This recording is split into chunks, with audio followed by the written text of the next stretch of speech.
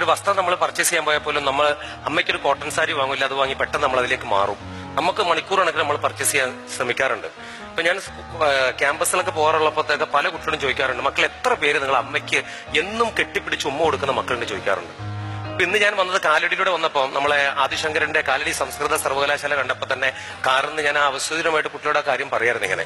അപ്പൊ ശങ്കരൻ തന്നെ അറിവുകളുടെ ഒരുപാട് ഗിരിശങ്കരങ്ങൾക്ക് ഇടയ്ക്ക് ആദിശങ്കരൻ നാട് മൊത്തം കറങ്ങി അവസാനം തിരികെ വീട്ടിലെത്തുമ്പോൾ ആര്യാംബിക അവലംബശൈലം മരിക്കാൻ കിടക്കുക അമ്മ. അപ്പൊ അമ്മ മകനോട് ചോദിക്കുന്നുണ്ട്, മകനെ 9.5 മാസക്കാലത്തോളം ഞാൻ ഈ ഉദരത്തിലിട്ട് നിന്നെ വളർത്തിയില്ലേ, നീ എനിക്ക് എന്താ മടക്കി തരിക ശങ്കരാന്ന്. അപ്പൊ ശങ്കരൻ പറയുന്നുണ്ട്, ശങ്കരൻ കത്തിജ്വലിക്കുന്ന സൂര്യനെ നോക്കിക്കൊണ്ടാ ശങ്കരൻ പറയുന്നേ, മാം നൈരുജ്യം തനു ശോഷണം മലമയി ചെയ്യാത്ത ശമ്പൽശ്വരിയാണ്. അമ്മ എന്നെ ഗർഭം ധരിച്ച സമയത്ത് അമ്മയ്ക്ക് ഭക്ഷണത്തോട് രുചിയില്ലായ്മ തോന്നിയിരുന്നു അമ്മേ. നൈരുജ്യം തനു ശോഷണം, തൽഫലമായി എന്റെ അമ്മ മെലിഞ്ഞു പോയിരുന്നു അമ്മയെന്ന്.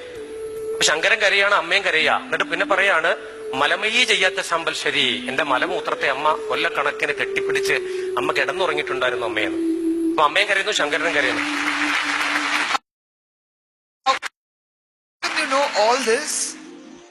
മാഡം, ഞാൻ എല്ലാ ഇതിലേക്ക് പരിശുദ്ധ ഖുർആന്റെ 6666 ആയത്ത് 114 സൂറത്ത് ഞാൻ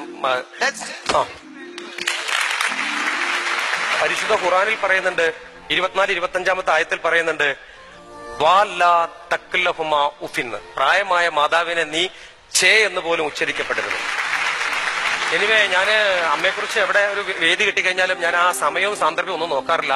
എത്ര വലിയ ഗസ്റ്റ് ആണെങ്കിൽ പോലും അമ്മയെക്കുറിച്ച് പറയാതെ വേദിയിൽ നിന്ന് ഞാൻ ഇറങ്ങാറില്ല. കാര്യം എനിക്ക് അത്ര റിലേറ്റഡ് അമ്മയും ഞാനുമായിട്ട്. അതുകൊണ്ട് ഇന്ന് ഞാൻ അമ്മയ്ക്ക് ഉമ്മ കൊടുക്കുന്ന മകനാണ്. എന്നും ഒരു മടിയില്ല എനിക്ക് അമ്മയ്ക്ക് ഉമ്മ കൊടുക്കാൻ.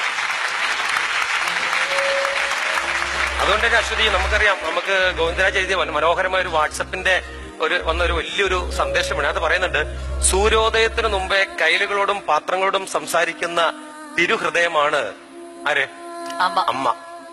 തൊടിയിലെ വാടിക്കറിഞ്ഞ ചെടികളുടെയും കരിയാപ്പിലിന്റെയും വാഴയുടെയും ഒക്കെ ദാഹം തീർക്കുന്ന കർഷകശ്രീ അവാർഡ് ഒരിക്കൽ പോലും ലഭിക്കാത്ത ഒരു മഹിളയാണ് ആര്? വിളമ്പിക്കൊടുത്ത് തനിക്ക് ചെയ്യാതെ വരുമ്പോ, മക്കളെ എനിക്കിത് ഇഷ്ടമല്ല മക്കളെ എന്ന് കള്ളം പറയുന്ന മാതൃസ്നേഹത്തിന്റെ തിടമ്പാണ് ആരെ പോലെട്ടാ? അമ്മ. ആരാ? അമ്മ. ഒരു അണ്ണാൻ കുഞ്ഞിനെ പിടിച്ച് നീ ഉമ്മറപ്പടിയിരുന്ന് താലോലിക്കുമ്പോ അമ്മ പറയും, മോനെ അതിനെ തുറന്നു വിട്, അതിന്റെ തള്ള അതിനെ കണ്ടില്ലെങ്കിൽ കരയും മക്കളെ എന്ന് പറയുന്ന ഒരു സ്നേഹത്തിന്റെ പറുദീസയാണ് ആര്? അമ്മ. നിന്റെ വിഴുപ്പലയ്ക്കാൻ വിധിക്കപ്പെട്ട സ്ത്രീരൂപത്തിന്റെ പേരാണ് അമ്മ. ഗൃഹാന്തരീക്ഷത്തിന്റെ ഇരുണ്ടിടനാഴികളിൽ ചുവരുകളോടും ചാരത്തോടും തുണികളോടും മല്ലടിച്ച് ചൊക്കിച്ചൊളിഞ്ഞു പോയ ഒരു പഴന്തുണി കഷ്ണത്തിന്റെ പേരാണ് അമ്മ. പാവനവും പവിത്രവുമായ പ്രണയബന്ധത്തിന്റെ കഥ പറഞ്ഞു തന്ന നനഞ്ഞ പൂവിന്റെ പേരാണ് എന്ത്? അമ്മ.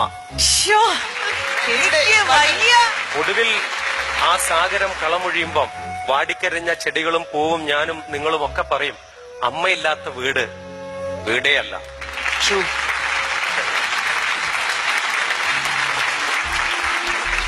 നമ്മുടെ മലയാളി വീട്ടമ്മയുടെ ഫ്ലോറിൽ വന്നിട്ട് ഇത്രയും നല്ലൊരു